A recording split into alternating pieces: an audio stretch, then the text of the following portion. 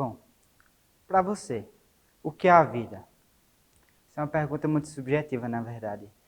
Mas para a Corte Interamericana de Direitos Humanos, a vida é o bem mais valioso do mundo e ela merece ser defendida a todos os custos. Bom, mas além disso, o que define a vida? Essa pergunta começa a ficar cada vez mais complicada. Mas a vida é o que ela é pelo que você vive, pelo que você faz com ela. Independentemente de tudo, a vida é feita de escolhas. Além disso, a vida não começa desde o nascimento, vai além disso. Então, foi um ato de escolha dos seus pais, dos seus progenitores. Repito, um ato de escolha. E junto com a vida vem um assunto bem mais delicado.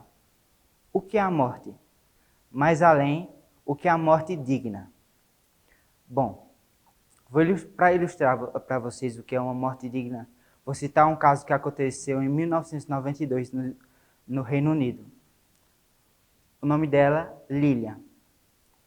Lilian era uma mulher de 70 anos que ela sofria há 13 anos de artrite, uma inflamação conjunta, que era localizada principalmente nos joelhos, mas estendia por todo o seu corpo. Ela, junto com seu doutor Cox, nesses 13 anos, passava por grandes sofrimentos. Ela tinha sua vida muito limitada, desde o seu acordar até comer, fazer uma refeição, qualquer que seja, sua vida era muito limitada. Dado ao passado de Lilian, ela tinha uma vida muito ativa. E depois dessa artrite, ela sentiu sua vida se esvair. Apesar de seus 70 anos, ela era considerada uma pessoa jovem de espírito, uma mulher ativa, antes dessa inflamação. E Dr. Cox, nesses 13 anos, vivenciou junto com ela esse sofrimento, até chegar a um ponto de ela expressar, de ela externar essa vontade de ter sua vida cessada pelo sofrimento. Ou seja, para ela, aquilo não é vida. Então, Dr. Cox, numa ação de misericórdia, piedade, seja a palavra que você queira usar, deu uma dose letal indolor para Lilian, onde ela morreu com uma parada cardíaca e morreu no local que foi oportuno para ela, no caso, o hospital. Bom, e se fosse no Brasil, o que aconteceria com esse doutor? Que por um ato de piedade, um ato de humanidade, cessou a vida de Lilian. Bom, no Brasil, a vida é um bem indisponível, é um direito indisponível. Então, mesmo que você queira, você não pode tirar sua vida, ter sua vida tirada nas mãos de outras pessoas. Por fato disso, sua vida é indisponível, é um direito indisponível. E se fosse no Brasil, com certeza esse doutor seria acusado de ou homicídio ou assistência ao suicídio. E por ato de piedade e por uma vontade do paciente, ele teria sua vida retirada também, porque ia passar bastante tempo na cadeia. Bom, o direito à vida, por mais que seja um bem precioso no Brasil e em outros países que não aderem a este tipo de morte digna, a vida, ela não é superior à liberdade, à sua própria liberdade. No Brasil, você tem direito a vida, não a morte. Mas vem um questionamento muito interessante. Recentemente, foi-se discutido e defendido pelo nosso presidente a licença para matar, onde policiais que estivessem no seu campo de atuação poderiam assassinar pessoas sem serem incriminados. É muito doloroso você ver uma vida se esvair pelas mãos de outros. Mas existe uma diferenciação. No caso de um policial que retira a vida de outra pessoa, usufruindo dessa sua licença para matar, bom, essa pessoa não pediu para morrer. Independentemente do que ela faça, ela não pediu para morrer. E no Brasil não existe pena de morte. Então, por que uma lei dessa poderia ir para frente? Então, nesse caso, devemos levar em consideração do próprio paciente, da própria pessoa, pois a vontade dela de ter sua vida cessada deve ser respeitada. Este é um dos princípios basilares de toda aplicação, seja da eutanásia e da assistência à morte digna. É um princípio crucial e deve ser respeitado. Bom, mas o que é eutanásia? Eutanásia vem do grego e significa boa morte. Ela é diferente de outros tipos de morte que ainda vou explanar.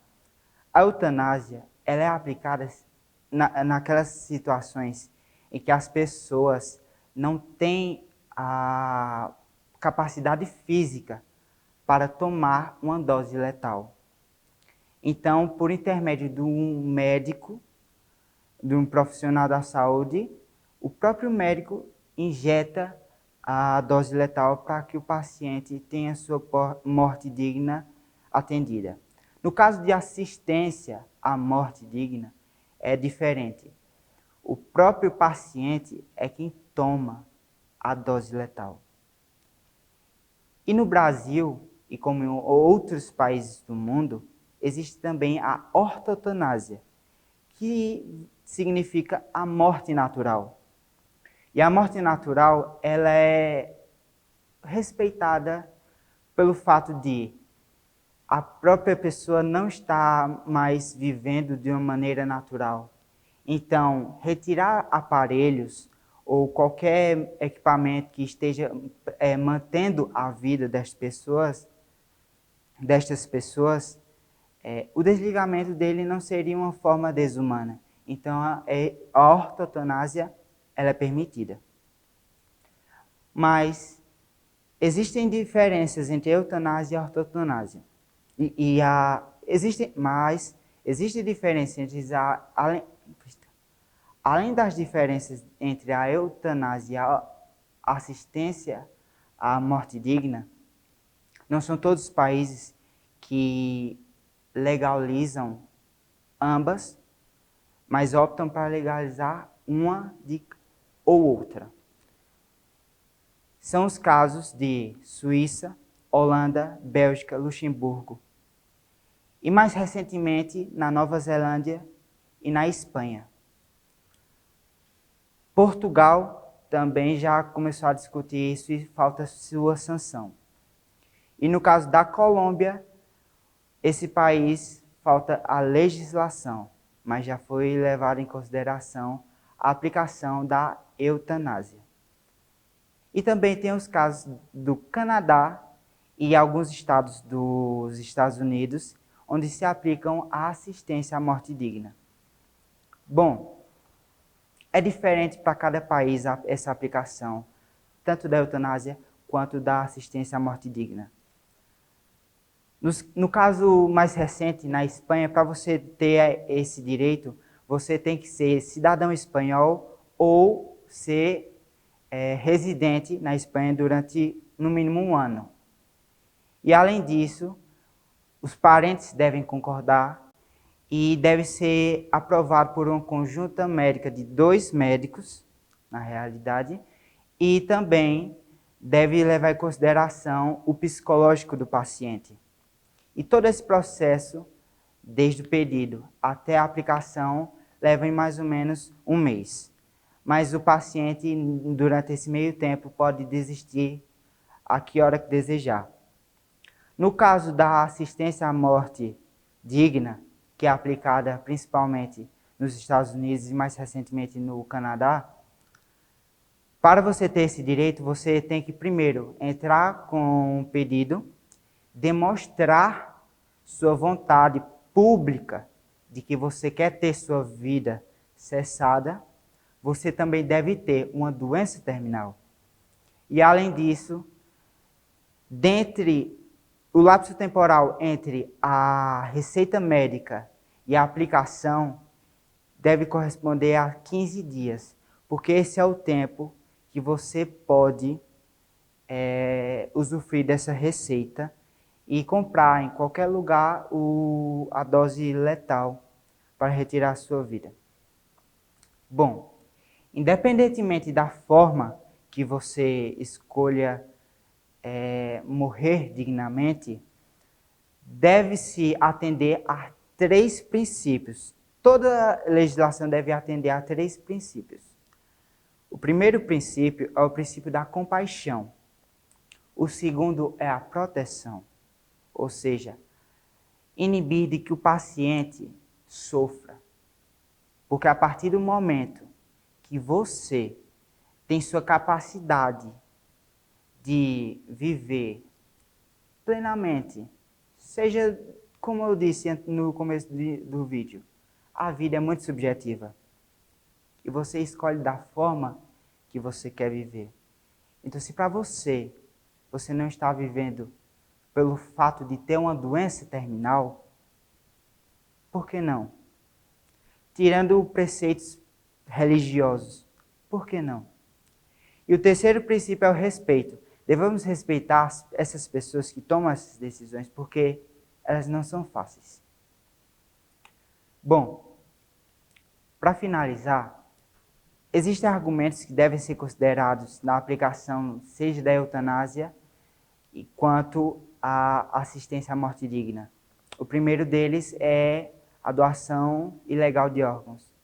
Bom, esse é um argumento muito extremo, dado a sua rigidez para você garantir esse direito da sua morte digna.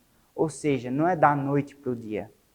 E além disso, todos os países que são aplicados esses modelos de morte digna, eles cumprem uma rigidez. Então, se no Brasil, devido a essa onda de legalização da eutanásia e da assistência ao suicídio, esse argumento deve ser considerado. Deve haver uma rigidez na aplicação da eutanásia para inibir esse caso de doação ilegal de órgãos. E o segundo ponto que deve ser analisado e levado em consideração são aqueles casos daquelas pessoas já de uma idade avançada que às vezes, por uma pressão social ou familiar, se sentem meio que obrigadas ou então perdem sua vontade de viver. Bom, a idade é um fator muito importante na aplicação dessas 2 mortes dignas, desses 2 exemplos. Mas não é o único. O principal deles é a morte... Não. O principal deles é a doença terminal.